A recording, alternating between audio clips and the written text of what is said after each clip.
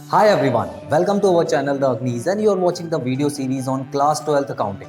आज की क्लास में हम लोग अकाउंटिंग रेशो चैप्टर करने वाले हैं जो कि 12th क्लास का एक बहुत इंपॉर्टेंट चैप्टर है और ये टोटली बेस्ड है फॉर्मूलेटिव। अगर आप इसके सारे फॉर्मूले याद कर लेते हैं तो इस चैप्टर से रिलेटेड जितने भी क्वेश्चन आएंगे वो आप बहुत आराम से एग्जाम में अटेम्प्ट कर पाएंगे। तो चलिए बिना किसी देर के हम लोग ये चैप्टर पढ़ना शुरू करते हैं। आई होप आप अपने पेन और रजिस्टर के साथ रेडी हैं ताकि आप नोट्स बनाएंगे मेरे साथ साथ। And please don't forget to like, share and subscribe this channel with your friends.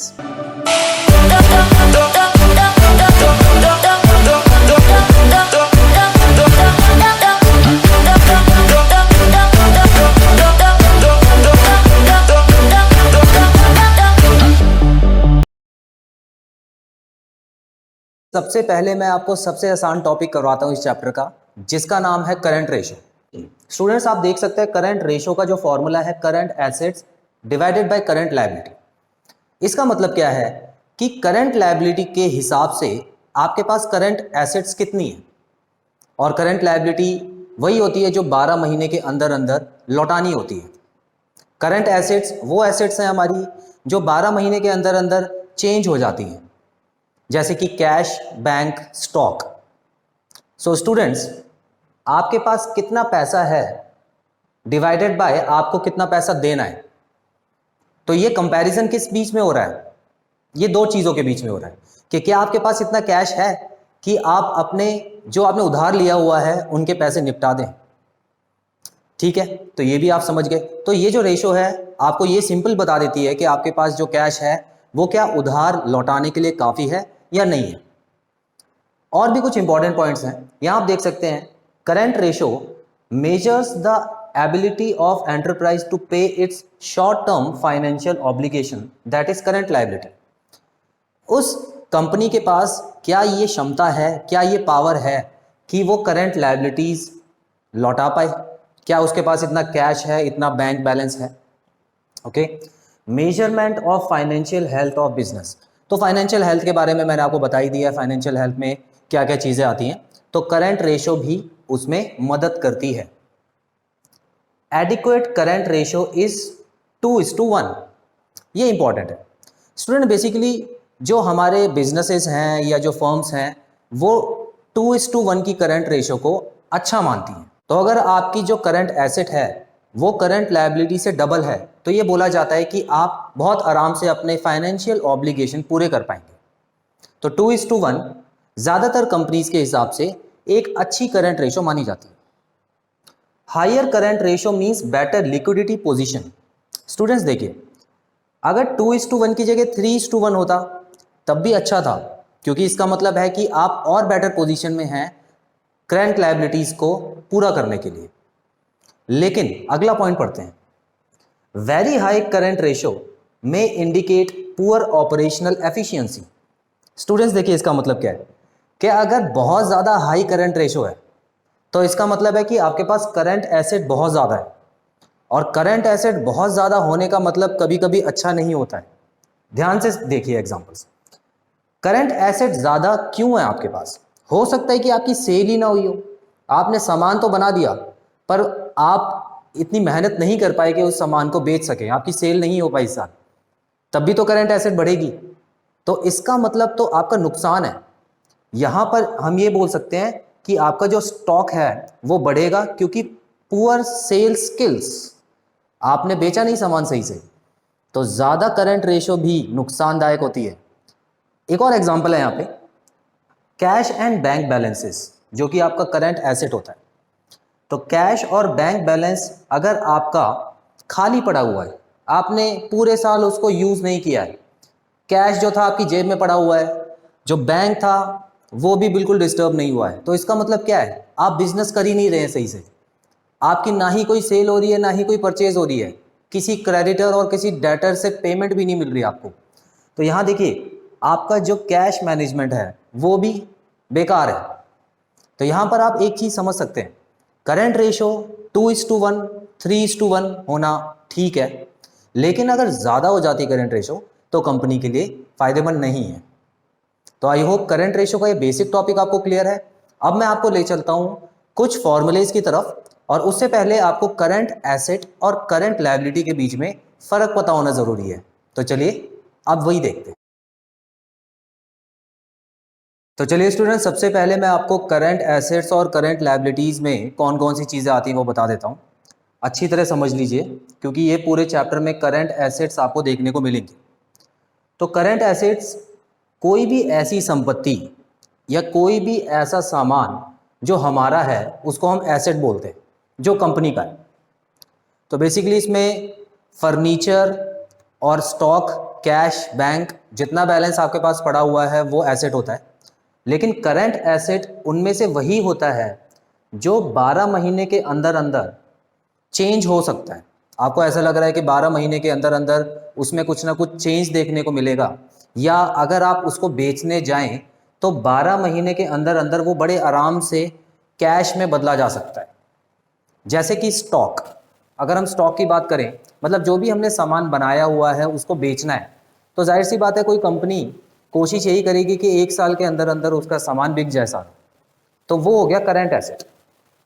तो देखते हैं इसमें कौन कौन सी चीज़ें आती है करंट एसेट में। कहने का मतलब है 12 महीने के अंदर अंदर अगर आप किसी सामान को कैश में बदल सकते हो, उसको मार्केट में बेच सकते हो, तो वो हो गया करंट एसेट। तो ठीक है, सबसे पहला यहाँ पे पॉइंट दिया हुआ है करंट इन्वेस्टमेंट। देखिए स्टूडेंट्स, इन्वेस्टमेंट का मतलब आपको पता है, जब भी हम किसी कंपनी में पैसा लगाते हैं ताकि उस पैसे को और ग्रो कर सकें, उस पर और इंटरेस्ट कमा सकें, तो वो होता है इन्वेस्टमेंट। कभी कभी ऐसी इन्वेस्टमेंट होती है जो बहुत छोटे समय के लिए होती है, जिसको हम शॉर्ट टर्म इन्वेस्टमेंट बोलते हैं, 1 साल से कम समय के लिए होती है, तो उसको हम करंट इन्वेस्टमेंट बोलते हैं। उसके बाद मार्केटेबल सिक्योरिटीज। देखिए जब भी सिक्योरिटीज वर्ड आ जाए समझ लीजिएगा यहाँ पे शेयर और डिबेंचर की बात हो रही है। तो मार्केटेबल सिक्योरिटीज ऐसी सिक्योरिटीज हो गई जो आप 1 साल के अंदर अंदर या बहुत जल्दी आप कैश में बदल सकते हो, मतलब किसी को बेच सकते हो या खरीद सकते हो, तो मार्केटेबल सिक्योरिटीज हो गई। इन्वेंट्रीज, इन्वेंट्रीज मतलब होता है हमारे पास जितना भी स्टॉक पड़ा हुआ है, जो भी स्टॉक हमारे पास पड़ा हुआ है उसको इन्वेंट्री बोलते हैं। लेकिन इन्वेंट्री में आप ऐसा स्टॉक मत डाल देना जो आपने बेचने के लिए नहीं खरीदा है। मान लीजिए हमारे पास कुछ औजार पड़े थे कंपनी में, ताकि अगर कोई मशीन खराब हो जाए तो उसको हम सही कर सकें। तो ये जो औजार हैं ये हम बेचने के लिए नहीं खरीद रहे हैं, तो इसको आप इन्वेंट्रीज में से माइनस करेंगे अगर क्वेश्चन में आपको दिया हुआ है तो। है ट्रेड रिसीवेबल, इसमें दो चीजें आ जाती हैं, बिल्स रिसीवेबल और डेटर। ये दोनों वो अमाउंट होता है जो कि हमको मिलने वाला होता है, ये हमने उधार दिया हुआ है। उसी तरह एक और तरीके का उधार है जो हम कह सकते हैं short term loan and advances. ये भी वो उधार है जो हमने लोगों को दिया हुआ है और वो 1 साल के अंदर अंदर हमको पैसा लौटा देंगे। कैश एंड कैश इक्विवेलेंट्स में वो सामान आ जाता है जो कैश के बराबर होता है। मीन्स अगर हमको कैश की ज़रूरत हो तो इसको बहुत जल्दी बेच के हम लोग कैश इकट्ठा कर सकते हैं। जैसे कि बैंक में पड़ा पैसा, अब आपको पता है कि अगर आपको कैश की रिक्वायरमेंट होती है तो आप एटीएम लेते हो और एटीएम से पैसा निकाल लेते हो जाके। तो यहाँ पर वही चीज़ है। तो बैंक आपका कैश इक्विवेलेंट हो गया। उसी तरह ड्राफ्ट और चेक, ये सब भी कैश इक्विवेलेंट में आता है। अदर करंट एसेट्स में ये कुछ और करंट एसेट्स भी हैं, वैसे इसमें ज़्यादा करंट एसेट्स होती हैं, लेकिन अभी फ़िलहाल आपके कोर्स में सिर्फ 3 करंट एसेट्स हैं जो कि आपको याद कर लेनी है। एक हो गया प्रीपेड एक्सपेंस, ये ऐसा खर्चा होता है जो आपने पहले से ही दे दिया है पर उसका अभी बेनिफिट नहीं लिया है आपने। एक्रूड इनकम, कोई भी ऐसी इनकम जो कि आपको पता है कि होगी लेकिन अभी समय नहीं आया है और आपको वो इनकम मिली नहीं। जैसे कभी कभी अक्रूड इंटरेस्ट हो जाता है, तो इंश्योरेंस पॉलिसी पे आपको मान लीजिए कि कुछ पैसा मिलने वाला है इंटरेस्ट के तौर पे, आपको पता है कि वो अगले साल मिल ही जाएगा या इस साल 12 महीने के अंदर अंदर मिल जाएगा, तो उसको हम लोग अक्रूड इनकम बोलते हैं। एडवांस टैक्स, टैक्स को कभी कभी कुछ कंपनीज एडवांस में दे देती हैं तो उससे उनको कुछ टैक्स बेनिफिट मिलते होंगे, तो इसी वजह से वो एडवांस में टैक्स देती हैं, तो ये भी कहीं ना कहीं करंट एसेट में आ जाता है। तो अब हम बढ़ते हैं करंट लायबिलिटीज की तरफ। करंट लायबिलिटीज का मतलब है ऐसी लायबिलिटीज जो 12 महीने के अंदर अंदर आपको रीपे करनी ही करनी है, मतलब उधार उसका 12 महीने के अंदर आपको चुका देना। अब इसमें कौन सी आ जाती हैं? शॉर्ट टर्म बोरोइंग्स, छोटे समय के लिए अगर आपने कोई उधार लिया है वो। ट्रेड पेबल्स में बिल्स पेबल और क्रेडिटर आ जाता है। तो आपको पता है बिल्स पेबल और क्रेडिटर दोनों को ही आपको 1 साल के अंदर अंदर पैसा चुकाना होता है। Current maturity of long term debt. Students ध्यान से सुनिएगा इसको। कभी कभी हम लोग लंबे समय के लिए उधार लेते हैं, लॉन्ग टर्म डेट जिसको बोला जाता है, 1 साल से ज़्यादा के लिए, लेकिन हमको किसी साल ज़्यादा फायदा हो जाता है या हमारे पास पैसा इकट्ठा हो जाता है तो हम उस उधार को जल्दी पे करने की कोशिश करते हैं।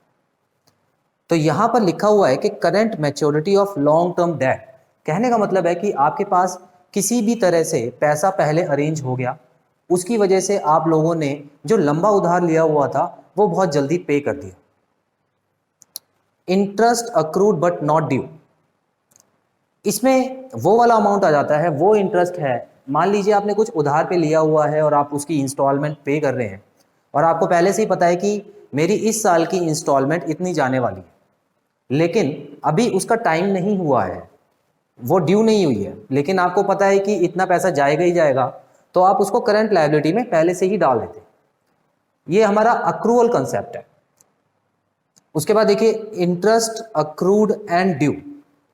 तो यहाँ पर लिखा हुआ है कि अब समय हो गया है इंटरेस्ट देने का, लेकिन अभी भी आपने नहीं दिया है, तो कंपनीज आपको कुछ दिनों का टाइम देती है, तो वो जो टाइम है और जो अमाउंट है वो आपको करंट लायबिलिटीज में डालना है।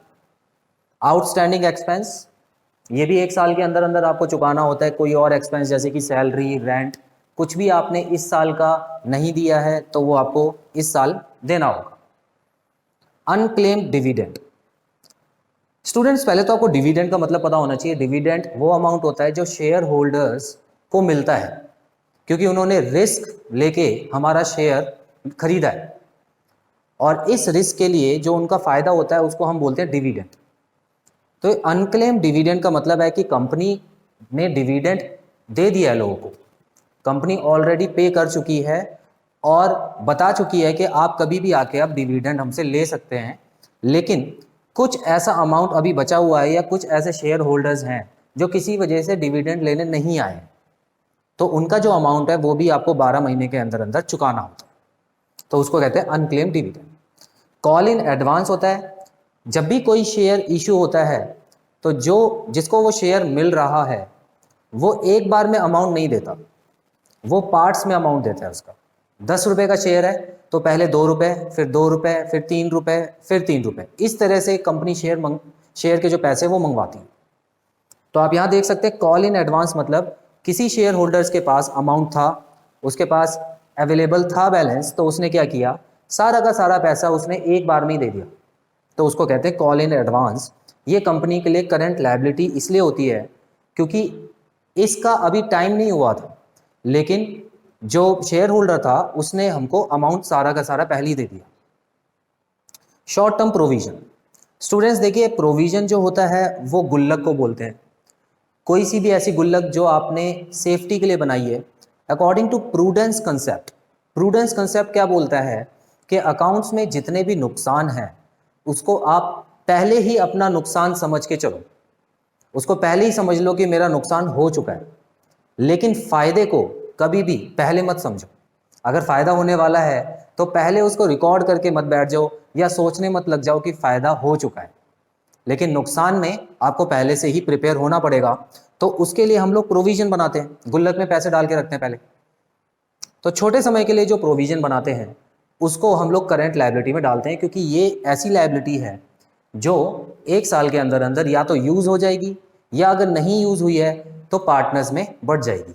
तो स्टूडेंट्स आई होप आपको ये सारा टॉपिक क्लियर है। आप चाहें तो इसका स्क्रीनशॉट ले सकते हैं या इसके नोट्स बना सकते हैं वीडियो को पॉज करके, क्योंकि अब हम बढ़ने वाले हैं अपने अगले टॉपिक की तरफ, जिसमें मैं आपको इलस्ट्रेशंस करवाऊंगा और कुछ क्वेश्चन कराऊंगा जो कि फॉर्मूले के ऊपर बेस्ड होंगे। तो चलिए स्टूडेंट्स पहला क्वेश्चन हम लोग प्रैक्टिस करते हैं। अभी आपकी स्क्रीन पे एक क्वेश्चन आएगा, उसको आप नोट डाउन जरूर कर लीजिएगा, उसी को हम लोग सॉल्व करते हैं। सो स्टूडेंट्स सबसे पहले मैं आपको बता देता हूं क्या क्या इस क्वेश्चन में दिया हुआ है। Trade receivable. ट्रेड रिसीवेबल आप जानते हैं स्टूडेंट्स की करंट एसेट में आता था। इसमें बिल्स रिसीवेबल और डेटर होते थे, इसमें दो चीजें थी। प्रीपेड एक्सपेंस भी आपको पता है करंट एसेट में आता था। कैश एंड कैश इक्विवेलेंट भी करंट एसेट का आइटम है। शॉर्ट टर्म इन्वेस्टमेंट, छोटे समय के लिए इन्वेस्टमेंट किया है, तो ये भी करंट एसेट में ही आता था। मशीनरी, स्टूडेंट्स मशीनरी क्या करंट एसेट है? क्या मशीनरी 1 साल से कम के लिए हम यूज करते हैं? 1 साल के अंदर अंदर उसमें कोई चेंज हो जाता है? नहीं, मशीनरी फिक्स्ड एसेट है, जो कि आपने 11th में अच्छी तरह पढ़ा हुआ है। सो मशीनरी यहाँ पे कंफ्यूजन के लिए दिया हुआ है आपको, मशीनरी कहीं भी नहीं आएगा, ना करंट एसेट में और ना ही करंट लायबिलिटी में। बिल्स पेबल आपको पता है ये करंट लायबिलिटी का आइटम है। सन्ड्री क्रेडिटर्स, शॉर्ट में लिखा है मैंने सन्ड्री क्रेडिटर्स, तो ये भी करंट लायबिलिटी में आता है। स्टूडेंट डिबेंचर्स जो है, डिबेंचर्स का मतलब होता है पेपर्स के थ्रू लोन लेना। अगर आप किसी से पैसा लेना चाहते हैं तो 2 तरीके होते हैं, शेयर्स और डिबेंचर। शेयर में आपको ओनरशिप राइट देना होता है, पर डिबेंचर में आप सिर्फ पैसा उधार ले रहे हैं और उतना पैसा आपको कुछ समय बाद, लगभग 1 साल के बाद वापस करना होगा विद इंटरेस्ट। तो डिबेंचर एक तरह की लॉन्ग टर्म इन्वेस्टमेंट इसलिए है क्योंकि इसको कम से कम 1 साल के लिए कंपनी यूज जरूर करती है। तो डिबेंचर्स लॉन्ग टर्म बोरोइंग है और ये लंबे समय के लिए उधार लिया हुआ है। तो लॉन्ग टर्म बोरोइंग कभी भी करंट लायबिलिटी में नहीं आती है, ये लंबे समय के लिए उधार है, तो ये लॉन्ग टर्म लायबिलिटी में आता है, तो फिलहाल इसको भी हम एक्सक्लूड कर देंगे। इन्वेंट्रीज, इन्वेंट्रीज आपको पता है स्टूडेंट आता ही है, कहाँ पे आता है? करंट एसेट में आता है। और एक्सपेंस पेबल, जहाँ पर भी पेबल वर्ड आ जाए तो समझ लीजिएगा ये आउटस्टैंडिंग है, इसका टाइम हो चुका है लेकिन अभी तक हम लोगों ने नहीं दिया है, तो ये भी 1 साल के अंदर अंदर आपको देना होगा। ओके, तो आई होप आपको ये सारी चीज़ें क्लियर हैं। अब आपको क्वेश्चन करना कैसे, इसका जो प्रोसेस है क्वेश्चन का वो क्या है? Current ratio is equal to current asset upon current liability, ये आपको पता है। उसके अलावा देखिए करंट एसेट्स में जो जो आइटम आएंगे आप उनके नाम जरूर लिखिएगा एग्जाम में, बिना नाम के आपको मार्क्स नहीं मिलेंगे। तो करंट एसेट्स के जितने भी नाम हैं मैं यहाँ पे शॉर्ट में लिख रहा हूँ, आपको पूरा लिखना होगा। प्रीपेड एक्सपेंस, उसके बाद cash and cash equivalents, short term investment, short term investments, और उसके अलावा इन्वेंट्रीज। तो ये सारे आइटम आ जाएंगे करंट एसेट में। इनका अमाउंट हम लिख के जरा टोटल कर लेते हैं। ये हो गया 1 लाख, प्रीपेड एक्सपेंस हो गया 10,000, कैश एंड कैश इक्विवेलेंट हो गया 30,000,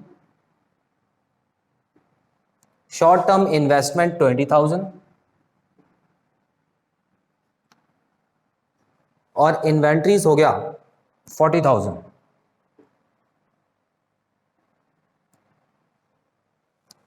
सो ये हो गया 1 लाख, 1,50,000, 2 लाख। तो टोटल मिला के जो हमारी करंट एसेट आई है वो 2 लाख आ गई है। उसी तरह अगर हम करंट लायबिलिटी को कैलकुलेट करें तो करंट लायबिलिटी के जो आइटम्स हैं वो आ जाएंगे bills payable, sundry creditors, expense payable. अब इसमें हम लोग देख सकते हैं बिल्स पेबल में आ गया है 20,000, सन्ड्री क्रेडिटर में आ गया 40,000 एंड एक्सपेंस पेबल में आ गया 40,000। सो इसकी जो वैल्यू हो गई है वो हो गई है 1 लाख। करंट एसेट है 2 लाख, करंट लायबिलिटी है 1 लाख। अगर मैं इसमें वैल्यू पुट कर दूं करंट रेशो में तो मेरा जो आंसर आ जाएगा वो आ जाएगा 2:1।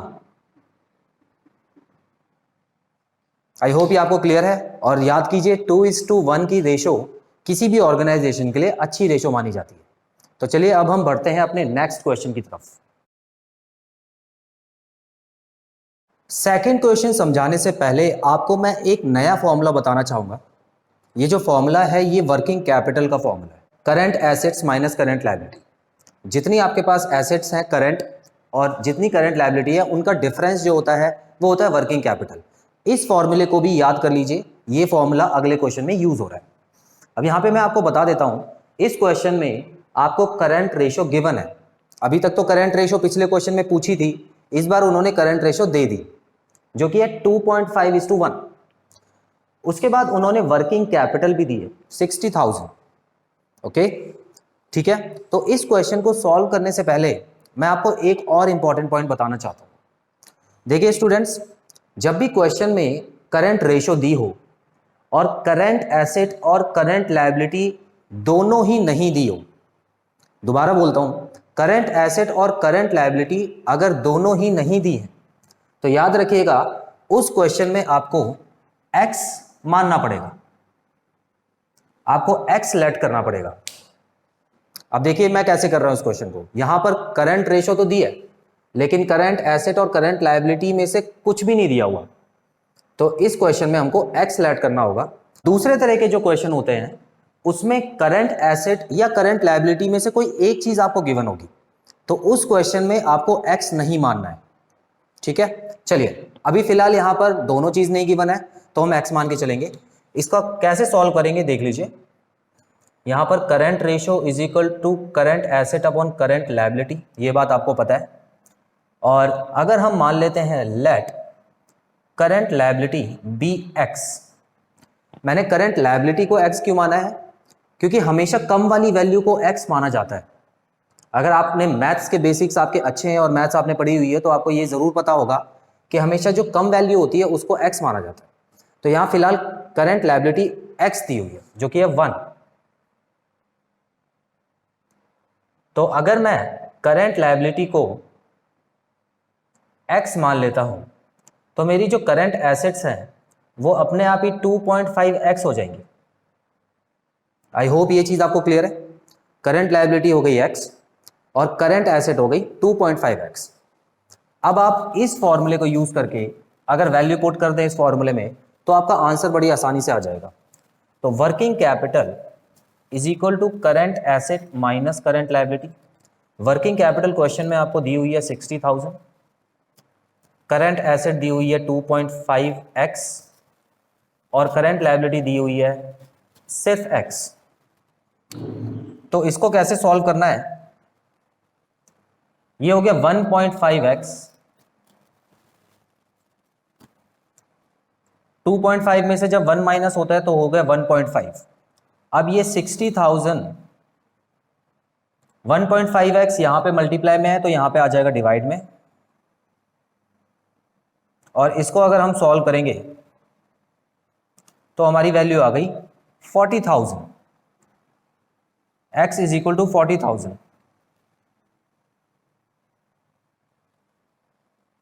तो इसका मतलब हमारी किस चीज की वैल्यू आई है? Current liability. ठीक है, अब हमको पता है कि करंट लायबिलिटी जो है वो x है और करंट एसेट है 2.5x सॉरी। तो करंट एसेट जो है वो है 2.5 मल्टीप्लाई बाय 40,000। अब इसको आप इस तरह से सॉल्व कर सकते हैं। 25/4 ये आ गया आपका 1 लाख। 1 लाख आ गया आपका। तो आई होप ये क्लियर है। x की वैल्यू है 40,000 और 2.5x जो कि करंट एसेट है उसकी वैल्यू है 1 लाख रुपीज। और देखिए 2.5 गुना भी है, 40,000 का 2.5 गुना 1 लाख ही होता है। तो ठीक है, अगले क्वेश्चन की तरफ बढ़ते हैं। नेक्स्ट क्वेश्चन बहुत इंटरेस्टिंग है स्टूडेंट्स, इसमें कुछ नए कंसेप्ट दिए हुए हैं, जरा ध्यान से समझिएगा। क्वेश्चन में दिया हुआ है कि एक ऑर्गेनाइजेशन की करंट रेशो 1.5:1 चल रही थी, लेकिन जो अकाउंटेंट है वो चाहते हैं कि जो करंट रेशो हो वो 2:1 हो। तो कहने का मतलब है पहले जो करंट रेशो थी वो कम चल रही थी और अभी जो करंट रेशो वो चाहते हैं तो वो चाहते हैं 2:1 जो कि ज्यादा करंट रेशो बढ़ जाए किसी तरह। अब स्टूडेंट इतना आप सोचिए कि करंट रेशो दो तरीके से बढ़ सकती है, या तो करंट एसेट्स और खरीद ली जाए या करंट लायबिलिटी कम कर दी जाए। देखिए, करंट एसेट्स और खरीद लीजिए या करंट लायबिलिटी और कम कर दीजिए, दोनों तरह से आप लोग करंट रेशो को बढ़ा सकते हो।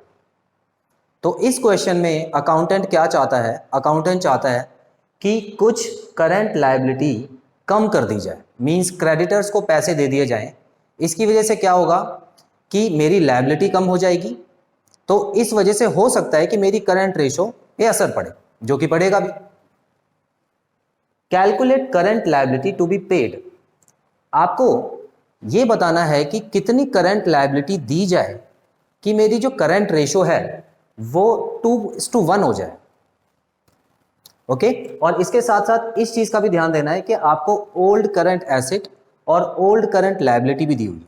मैं इसको ओल्ड क्यों बोल रहा हूं, क्योंकि ये जो ट्रांजैक्शन है उससे पहले की करंट एसेट और लायबिलिटी है, और हमको इसमें ट्रांजैक्शन के बाद की करंट एसेट और करंट लायबिलिटी का भी यूज करना पड़ेगा। तो चलिए देखते हैं ये क्वेश्चन कैसे होगा। सबसे पहले आप क्वेश्चन में लेट कर लीजिए, let the amount of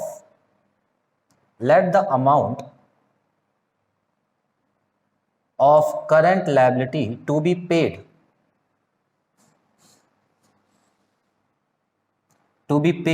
be ₹X।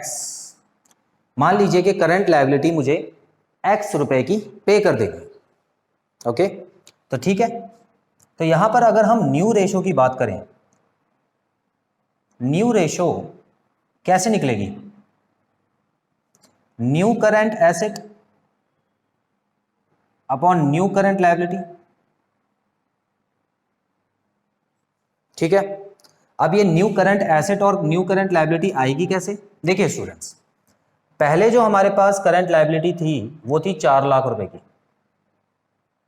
और करंट एसेट जो थी वो थी 6 लाख रुपए की। ठीक है, ये तो पुरानी हो गई। अब इसमें से कुछ अमाउंट मैंने दिया है। अब एक चीज देखिए, करंट लायबिलिटी मैं दे रहा हूं, करंट लायबिलिटी कम हो जाएगी। ठीक है, तो मान लीजिए मैंने X अमाउंट से करंट लायबिलिटी दे दी। अब एक चीज सोचिए, करंट लायबिलिटी मैं दूंगा कैसे? कैश में ही दूंगा, जाहिर सी बात है। कैश दूंगा या कैश इक्विवेलेंट दूंगा, और ये कैश और कैश इक्विवेलेंट किस में आता है?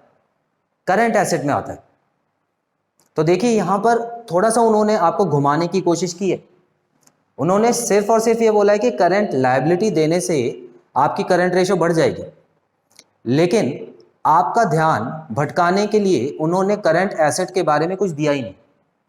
तो अगर आप यहां पे ध्यान से देखें, करंट लायबिलिटी तो मैं चुका रहा हूं, लेकिन कहां से चुकाऊंगा? करंट एसेट में से चुकाऊंगा। तो यहां पर आपको उतना अमाउंट ही करंट एसेट में से भी माइनस करना है। आई होप ये चीज आपको क्लियर है। जितने भी इस तरह के क्वेश्चन होंगे, आपको जो अमाउंट है करंट लायबिलिटी का अगर आप दे रहे हो तो करंट एसेट में से ही निकाल के दोगे, तो दोनों चीजें कम होंगी यहां पर। ठीक है, अब यहां पर देखिए, यहां पर हमको एक और चीज दी हुई है कि ये जो न्यू रेशो है ये 2:1 है। ये जो न्यू रेशो है ये 2:1 है। अब यह यहां पर हमारी एक इक्वेशन बन चुकी है।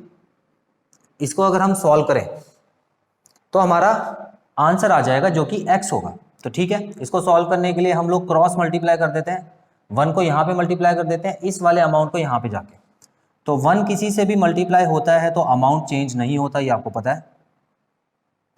और ये वाला जो अमाउंट उस तरफ ले जाके मैं मल्टीप्लाई करूंगा, तो सबसे पहले आप इसको ऐसे लिखिएगा, कोई भी स्टेप छोड़ना नहीं है आपको।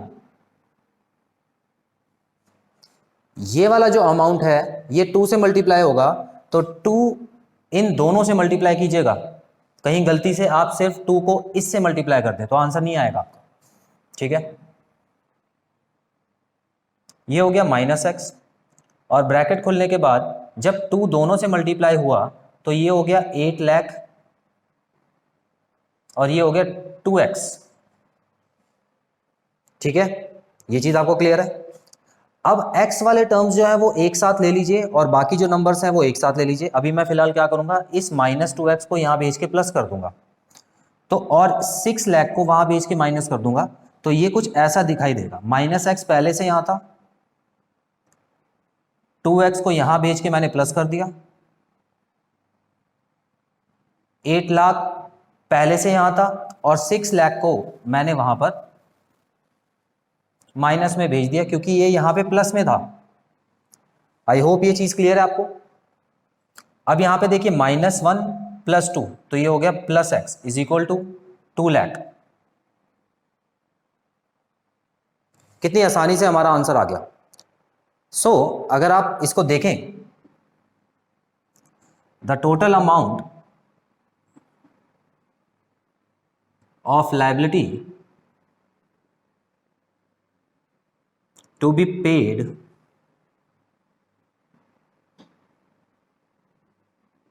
इज ₹2 लाख।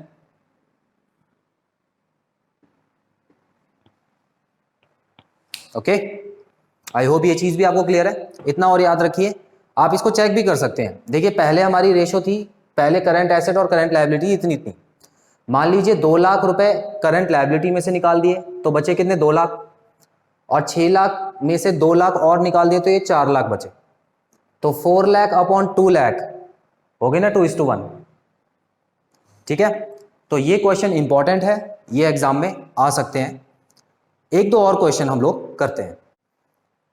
सो स्टूडेंट्स चलिए एक और क्वेश्चन वैसा ही कर लेते हैं जैसे कि अभी हमने किया था।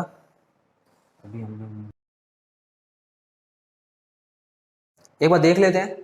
इसमें ओल्ड रेशो कंपनी की 2.5:1 चल रही है, 2.5:1, जिसमें करंट एसेट 10 लाख है और करंट लायबिलिटी 4 लाख है। ओके, ये सारी पुरानी चीजें दे रखी, लेकिन जो अकाउंटेंट है वो चाहते हैं कि जो करंट रेशो है वो बहुत ज़्यादा चल रही है तो उसको कम करके 2:1 बना दिया जाए। तो वो कम करना चाहते हैं by acquiring some current asset on credit. देखिए वो क्या करना चाह रहे हैं कि करंट एसेट्स लेना चाह रहे हैं। तो करंट एसेट्स जैसे ही वो और लेंगे तो क्या होगा, उधार पे ले रहे हैं तो उनका उधार बढ़ेगा या नहीं बढ़ेगा। देखिए उधार भी बढ़ेगा और करंट एसेट, दोनों चीजों पे बराबर का इफेक्ट पड़ेगा। आपको ये बताना है कि amount of current asset to be acquired, कितना करंट एसेट खरीदना चाहिए कि जो नई रेशो है वो 2:1 हो जाए। तो चलिए इसको भी बिल्कुल उसी तरह करते हैं। लेट कर लीजिए, let the amount of current asset be ₹X। ठीक है, तो हमको ये पता है कि न्यू करंट रेशो निकालने के लिए आपको क्या करना होगा, new current asset upon new current liability, जो कि हम लोग बिल्कुल सेम तरीके से निकालेंगे। पहले पुरानी करंट एसेट लिख लेते हैं और यहां पे पुरानी करंट लायबिलिटी लिख लेते हैं। लेकिन हुआ क्या है, इस बार हम लोगों ने खरीदा है सामान, तो इस बार माइनस ना होके प्लस होगा। तो जब हमने सामान खरीदा करंट एसेट का तो +X हो गया, और क्योंकि उधार पर खरीदा है तो हमारा उधार भी बढ़ेगा, तो ये हो गया +X नीचे भी। और ये जो हमको क्वेश्चन में दिया हुआ है वो दिया हुआ है 2:1। अब बिल्कुल उसी तरह इस क्वेश्चन को सॉल्व कर दीजिए, आपका आंसर आ जाएगा। ठीक है, ये हमारी इक्वेशन बन गई है। अब क्रॉस मल्टीप्लिकेशन कर देते हैं, तो ये तो 1 से मल्टीप्लाई होके सेम रहेगा, पर ये जो है ये 2 से मल्टीप्लाई होके डबल हो जाएगा।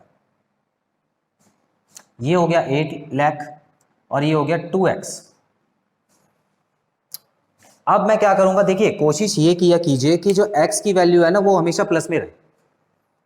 तो देखिए पिछली बार तो मैंने इसको यहां पे भेज दिया था माइनस में, लेकिन आपको क्या करना है, इस बार आपको पता है कि ये बड़ा वाला नंबर प्लस में है और यहीं पे सही है, तो ये छोटे वाले नंबर को यहां भेज के माइनस कर दीजिए। इससे क्या होगा कि आपका प्लस में ही रहेगा। ठीक है, तो इस बार आप क्या कीजिए, ये 8 लाख को यहां पे ले आके माइनस कर दीजिए। तो 10 लाख तो पहले से यहां था तो वो तो प्लस में ही रहेगा, और -8 लाख आ जाएगा यहां पर, और 2x यहां पर प्लस में ही था, -x हो जाएगा। तो ये हो गया है 2 लाख इज इक्वल टू 2 में से 1 जाएंगे तो सिर्फ 1 बचेगा, तो x की वैल्यू आ गई 2 लाख।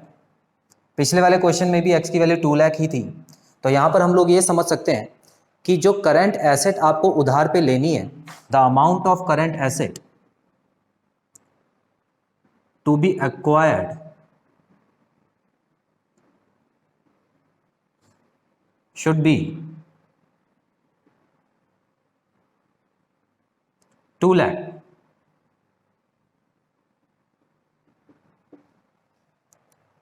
ओके, इसको नोट कर लीजिए, अगले क्वेश्चन की तरफ बढ़ते हैं।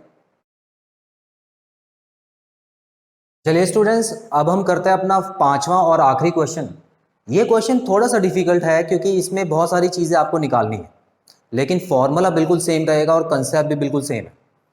स्टूडेंट्स समझ लीजिए पहले क्वेश्चन को। आपको ओल्ड करंट एसेट दी हुई है, करंट रेशो नहीं दी हुई है इस बार, करंट एसेट दी हुई है 3 लाख रुपए की। कंपनी ने करंट लायबिलिटी दे दी। देखिए ये पुरानी करंट एसेट थी, ये पुराना वर्ड और नया वर्ड मैं इसीलिए यूज कर रहा हूं कि कोई ट्रांजैक्शन होने से पहले जो स्टेटस था उसके लिए ओल्ड यूज कर रहा हूं, और ट्रांजैक्शन के बाद जो स्टेटस है उसके लिए न्यू यूज कर रहा हूं।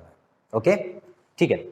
तो करंट लायबिलिटी कंपनी ने पे की है, तो उसके बाद जो न्यू रेशो आ गई है, न्यू करंट रेशो, देखिए स्टूडेंट्स रेशो लिखा है और वहां करंट एसेट लिखा था।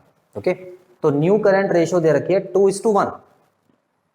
ठीक है, ये भी आपको समझ आ गया। आपको निकालना क्या है, आपको ओल्ड करंट लायबिलिटी और न्यू करंट लायबिलिटी निकालनी है, और ओल्ड वर्किंग कैपिटल और न्यू वर्किंग कैपिटल निकालनी है।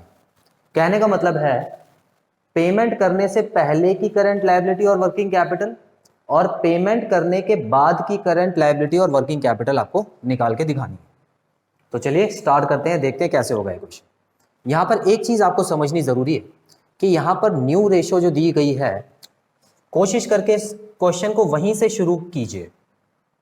तो यहां पर आपको न्यू करंट रेशो दी गई है, लेकिन क्या आपको यह पता है कि न्यू करंट रेशो के साथ न्यू करंट एसेट और न्यू करंट लायबिलिटी ही आती है, ओल्ड करंट एसेट तो आ नहीं सकती। ठीक है, तो ठीक है, अब हम लोग ये देखते हैं कि करंट लायबिलिटी 60,000 दे दिए। ये करंट लायबिलिटी ओल्ड और न्यू नहीं है, ये वो वाली पेमेंट है जो कर दी गई है। तो हमको करंट लायबिलिटी को कुछ ना कुछ तो मानना पड़ेगा। तो फिलहाल हम लोग करंट लायबिलिटी को लेट कर लेते हैं, let current liability be x. और ये कौन सी करंट लायबिलिटी है, ओल्ड करंट लायबिलिटी, पुरानी।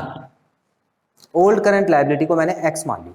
ठीक है, तो न्यू निकालने के लिए आपको पता है कि ओल्ड में से, अभी मैंने करंट एसेट में लिखा है पुरानी करंट एसेट, जिसमें से मैं 60,000 रुपए दे दूंगा, और पुरानी करंट लायबिलिटी एक्स थी जिसमें से 60,000 रुपए मैं दे दूंगा। ये कंसेप्ट तो आपको क्लियर है।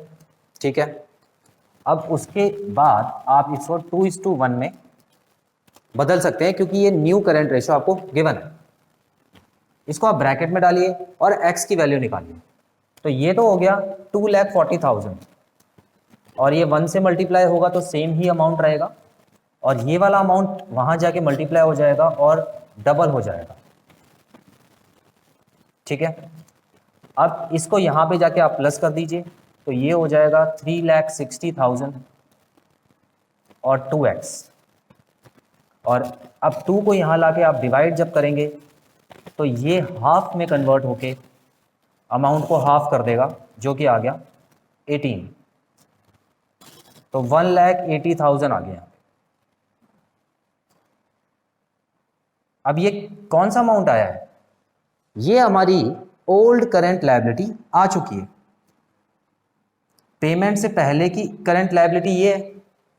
ठीक है, तो भाई पेमेंट के बाद की करंट लायबिलिटी कितनी हो गई, -60,000 कर दो। देयरफॉर न्यू करंट लायबिलिटी 1,80,000 -60,000, तो ये अमाउंट जो आ गया हमारा आ गया 1,20,000। ठीक है, इतना आपको समझ आ गया। अब उसके अलावा आपको कुछ और चीजें पता होनी चाहिए। देखिए यहां पर ये जो अमाउंट आया था हमारा, ये हमारी न्यू करंट एसेट बन गई थी। अगर आप ध्यान से देखें कैसे, क्योंकि देखिए पुरानी एसेट में से हम लोगों ने 60,000 माइनस किया, तो ये 2,40,000 जो आया था वो न्यू करंट एसेट। अब दोनों तरह की करंट एसेट और करंट लायबिलिटी हमको पता लग चुकी है, तो क्या वर्किंग कैपिटल निकालने में आपको कोई प्रॉब्लम आएगी? बिल्कुल नहीं आएगी। तो सबसे पहले हम लोग ओल्ड वर्किंग कैपिटल निकालते हैं, जिसके लिए हम लोग ओल्ड करंट एसेट में से ओल्ड करंट लायबिलिटी माइनस करेंगे। ठीक है, पुरानी करंट एसेट थी 3 लाख और पुरानी करंट लायबिलिटी जो कि हम लोगों ने निकाली है 1,80,000। सो ये जो अमाउंट आ गया 1,20,000। और उसी तरह न्यू वर्किंग कैपिटल निकालने के लिए हम लोग new current asset minus new current liability करेंगे। तो नई करंट एसेट है 2,40,000 माइनस 1,20,000, तो ये भी आंसर आपका 1,20,000 आएगा। तो इंटरेस्टिंग चीज है कि पुरानी वर्किंग कैपिटल और जो नई वर्किंग कैपिटल है वो दोनों बराबर आई हैं। तो आई होप ये वाला पॉइंट आपको क्लियर है। अगर ये क्वेश्चन आप कर लेंगे तो इसका मतलब करंट रेशो के आपने सारे क्वेश्चन कर लिए हैं, अब आपको कोई डाउट नहीं है। सो स्टूडेंट्स, आई होप ये वीडियो आपको बहुत अच्छी तरह समझ आई होगी और आपने नोट्स भी जरूर बनाए होंगे। देखिए स्टूडेंट्स, नोट्स बनाना बहुत ज़रूरी है क्योंकि एग्जाम टाइम में यही नोट्स आपकी हेल्प करेंगे। तो बहुत जल्द मिलते हैं हम लोग अपनी अगली वीडियो में। Till then take very good care of yourselves, have a nice time, God bless you, bye bye.